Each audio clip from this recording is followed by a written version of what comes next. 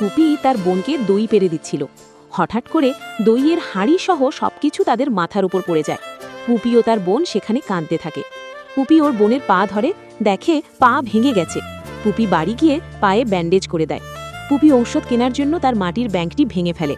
সেখানে কোনো টাকা না থাকায় পুপির মন খারাপ হয়ে যায়। পুপি কাজের জন্য একজন মৃৎশিল্পীর কাছে গিয়ে হাত জোড় করে। লোকটি কাজ দেয়। পুপি মাটির হাঁড়ি তৈরি করে, সেগুলো বাজারে বিক্রি করে টাকা এনে মালিককে দেয়। পরে মালিক পুপিকে অনেকগুলো টাকা দেয়। পুপি সেই টাকা নিয়ে ঔষধের দোকানে যায় আর ঔষধ কিনে এনে বাড়ি গিয়ে তার বোনকে খাওয়ায়।